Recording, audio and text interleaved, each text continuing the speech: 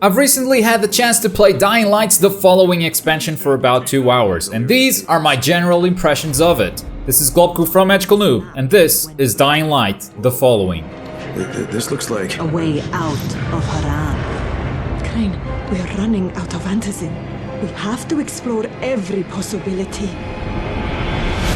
The base game is very much still Dying Light. The free running, the combat, the overall structure remains unchanged. But this expansion adds some neat stuff to the game. We've got a new storyline that takes place in a new area that is quite large, new features and activities to do in the world, and perhaps the biggest addition, driving vehicles.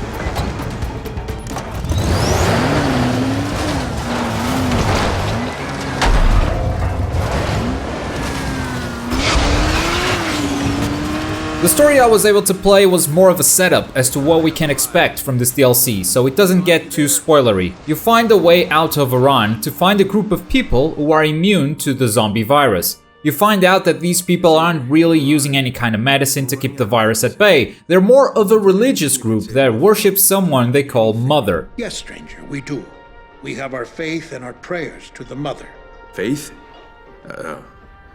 I mean no disrespect, but you're telling me that prayers keep you from turning? But, truthful to Dying Light's original structure, this group of survivors isn't ready to share any information unless they trust you. So, they have you doing an assortment of tasks to help them out, and once you build their trust level enough, they'll let you speak to Mother and ask her all the questions you want.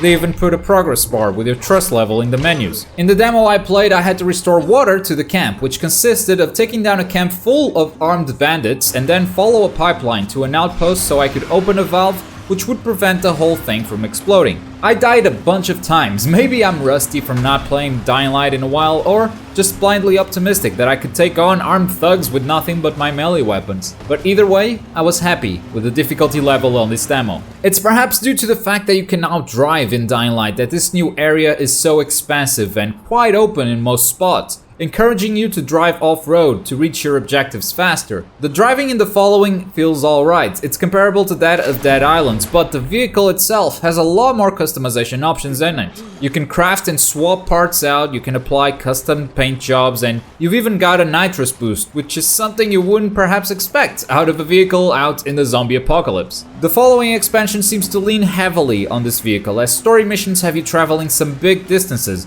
as you clear different objectives. So in addition to the agility and power skill trees, they're also adding a driver level with its own skill tree. This unlocks weapons that you can equip on your vehicle, such as mines or a flamethrower, as well as make your car faster or stronger. But just like your melee weapons, the components on your vehicle will eventually break.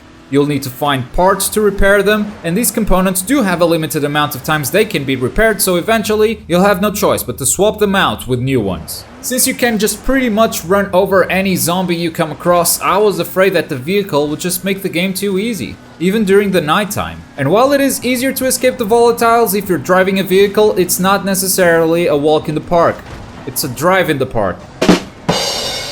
Man, that was bad. The zombies will grab onto the vehicle, consistently damaging it. To shake them off, you simply have to use your nitrous. The zombies are also quite fast, perhaps even faster than what they used to be, because I found they were able to keep up with the vehicle quite well.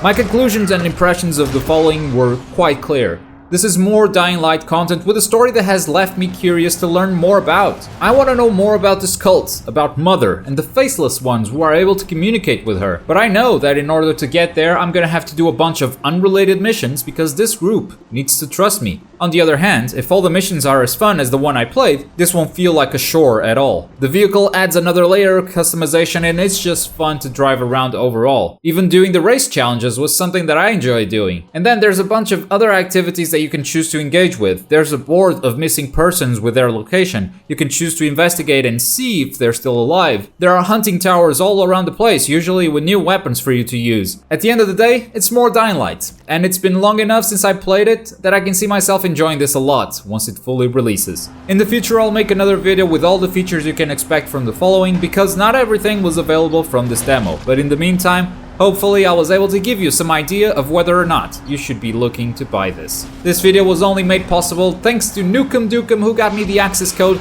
that allowed me to play the following this early. I'll leave his channel in the description. He's a really cool guy and usually gets some early access to all sorts of games. Cool channel if you're looking to play any upcoming stuff. And that's it for today. Let me know if you're planning on buying this expansion. I'd love to hear how many of you are diving back into Dying Light a year after it came out. Click that like button if this video was useful and subscribe for more gaming goodness. I've been Globku.